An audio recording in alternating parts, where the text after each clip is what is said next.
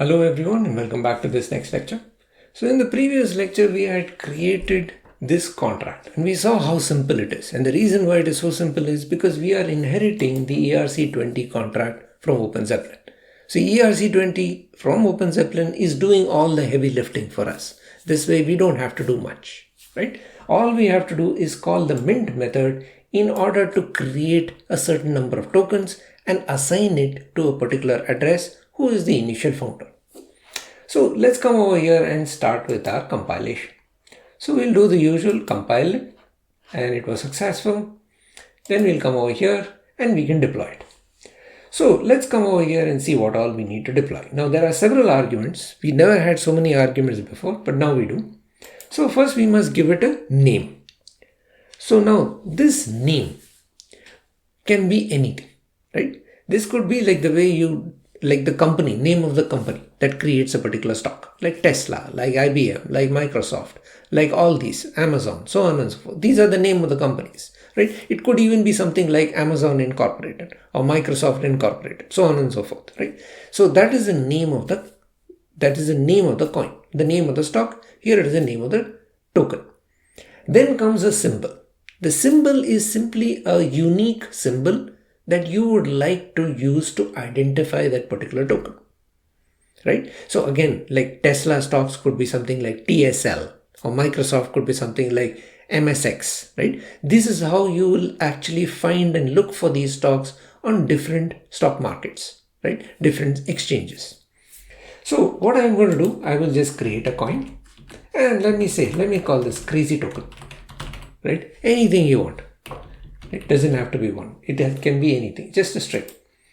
And let's call this CTZ or CZT. That sounds better, right? Now the founder. The founder is this, you can say the initial, if it is a corporation, it is the initial director who starts this company. So we can usually use the account number 1 and paste it here. Now the total supply. Now the total supply can be totally up to you, right? So for example, for typically, like if you're looking at most kind of tokens, you would say something like 1 million or 50 million or something of that sort, right? Like for example, when you create a corporation, you issue a certain number of shares to begin with. And that can be something like 500,000 or 1 million or so on and so forth, right? This is just some large number that you can later play with, because you now have to divide this up into investors. Similarly, in the case of a token, you are going to ask people to buy this token, and therefore you should be able to give them a significant number. You don't want to start with something like 50 or 100, right? So let me start with something like 1 million. So this is 3 and 2 more, right? So I'm creating 1 million tokens. So let me come over here, deploy it, and you'll see that it was successful. Come down here, you'll see we now have our own token. So you can come over here and play around with it. So let's say you should click on name, call, this is our token, crazy token, right? We created a token. You can call the symbol and you have CZT. Now the fun starts. We call the total supply and you get 1 million because that's the number of tokens I've created. Again, totally arbitrary number, right? Totally arbitrary number. How you want to think about it is totally up to you. It's just like starting a company. Now let's come over here and do something little more interesting. Let's now query the balance off. So if I take balance off and I query this particular account, I will get 1 million. The reason is this is the founding account to which all the tokens were assigned to begin with. And for that I can just take address 2 and come over here and repeat it. So I'm just going to delete this and paste it here, and you see it is 0. So this way you can actually query any account and find out the balance of that particular account.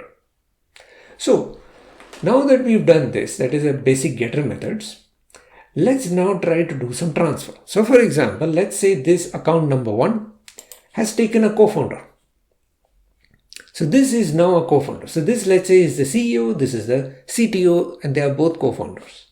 So what we are going to do, we are going to transfer some tokens from account 1 to account 2, right? So now the CEO is saying, okay, you are now also, we are both going to create this company.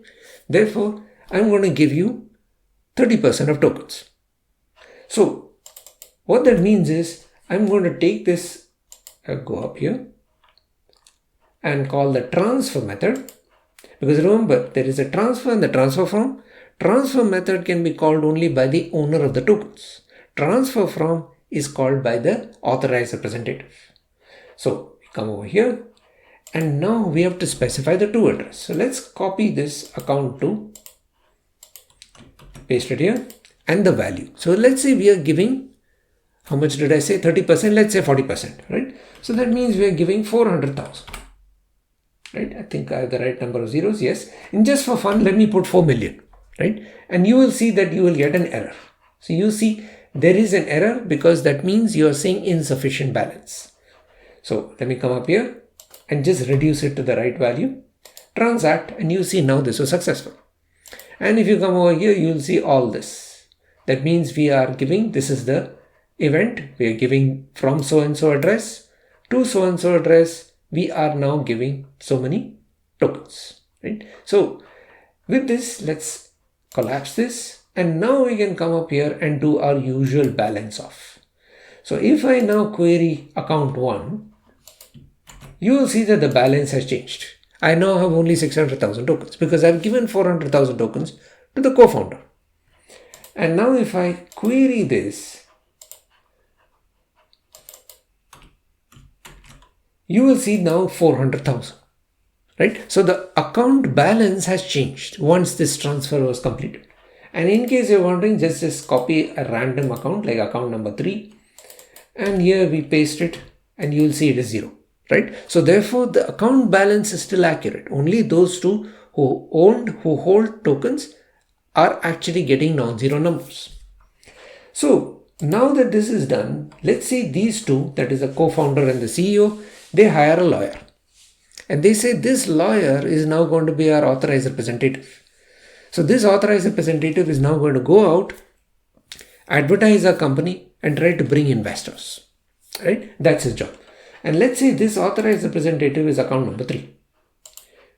So we are going to come up here, come down here rather, and we will look for the approve method.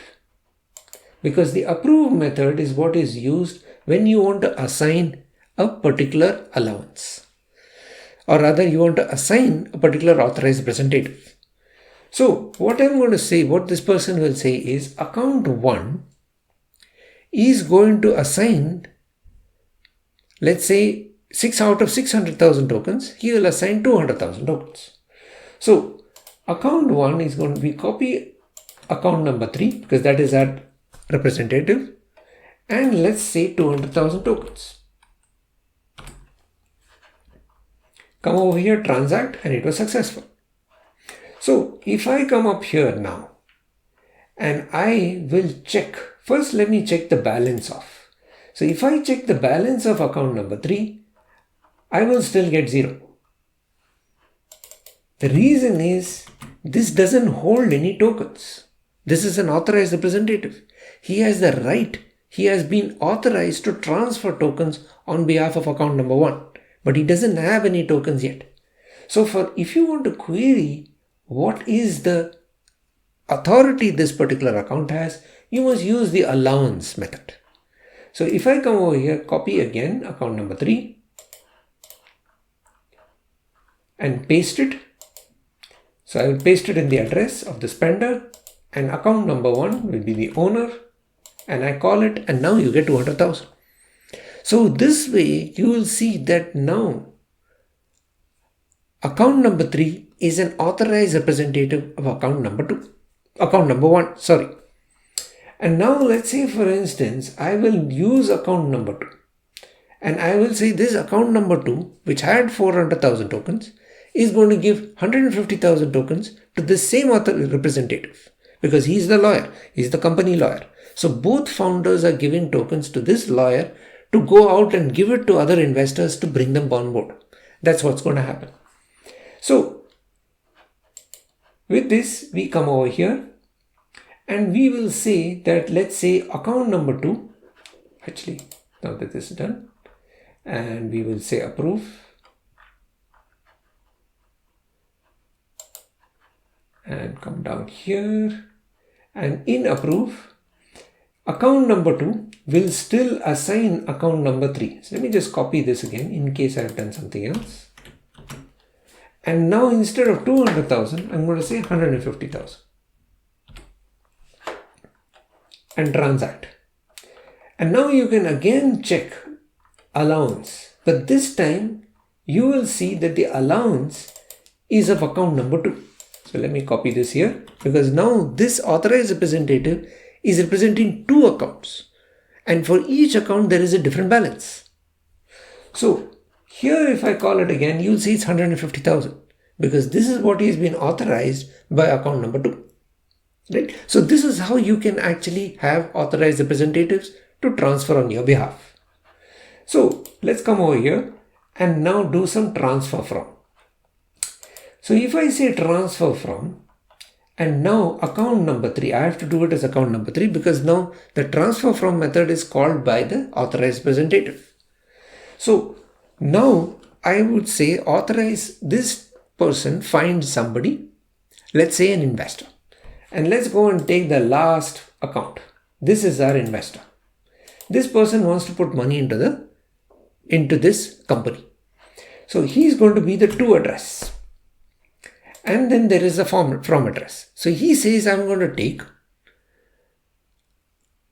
tokens from account number 1 and transfer it to this investor.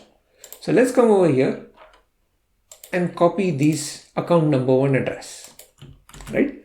So now the question is how much? Now this authorized representative has been authorized to transact up to 200,000 tokens. So if, for instance, I say 300,000, just for the sake of it, and I transact, you will see there is an error because this is insufficient balance. Account number 1 has 600,000 tokens, but he has only authorized this representative, account number 3, to transact up to 200,000 tokens. So therefore, it will create this check. So now this is done. Let's say that we are giving 30,000 tokens. Right? So 30,000 tokens are being transferred to this particular investor in exchange for money. So we will transact and you see it is now true. So we can verify this by going here and checking balance off. So if you come down here, in balance off, let us now copy this 13th address. And you will see it now has 30,000 tokens. Right? And in this same way, we can also come up here and check what is the new allowance, right? What is the allowance? So for example, actually we can check the balance of account number 1. So let's come all the way up here and check account number 1 because account number 3 has transferred tokens on behalf of account number 1. And you will see that now because of that, the number of tokens held by account number 1 has decreased by that same amount. That is, it is now 570,000. It was 600,000. It has decreased by 30,000. So 30,000 tokens has moved from account number 1 to 3. But it was not done by account number 1. It was done by account 3, who is the authorized representative. So now let's check out the allowance of account number 3. So if you come down here and let's delete this.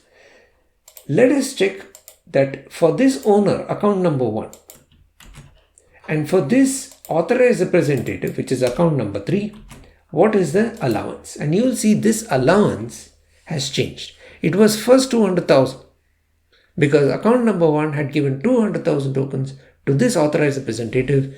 Now that has decreased by 30,000 because now 30,000 has been transferred, right? So which means not only the balance of account number 1 decreases, the allowance of this authorized representative will also decrease with respect to that particular account. So with this, we are more or less done with the methods in this particular expression. Now, there are certain advanced functionalities such as how do you destroy tokens, that is how do you call the burn method. That unfortunately, I cannot talk about that here. Usually that is talked about in the process of voting. For example, let's say there is this particular corporation and it has a board of governors. And this board of governors has decided that a particular shareholder has violated terms and conditions. And the particular token holder, not shareholder, particular token holder has violated certain terms and conditions. And those, because of that, either all the tokens held by that account have to be destroyed or a portion of the tokens has to be destroyed. So let's say they say, for this violation, we are going to destroy 10% of your tokens. In that case, you can call the burn method with that thing. But then this is a process of voting. That means the board of governors has to vote, probably with some kind of 60% majority or something, because this is a serious event.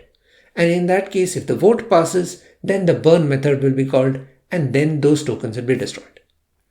But this is not something I can talk about now because we are not yet reached that stage where we can talk about voting and other things. In the next section, we'll talk about decentralized autonomous organizations, and that is where we will talk about this process of how you can vote, how you can create democratic organizations where people can vote, and those votes will result in operations which are executed. So I would advise you, go ahead, play around with this as much as you want, create your own token, transfer money, do whatever you want. The only other thing I can think of is we can create a receive method. So we can just create a receive method just so that it receives funds. And this of course is payable. So this is always a good practice whenever we create any kind of contract, because the contract should always be able to receive funds, right? So this is something we can always do, and I would recommend you to do the same as well. So go ahead, play around with it, move tokens from one person to the other, assign different kind of authorized representatives, see how the token balances change, so on and so forth. If any of this did not work for you, or you faced any other issues, please post in the Q&A forum and I'll be happy to help you. Otherwise, in the next lecture, we will continue with non-fungible tokens. Thank you so much for listening and see you soon. Goodbye for now.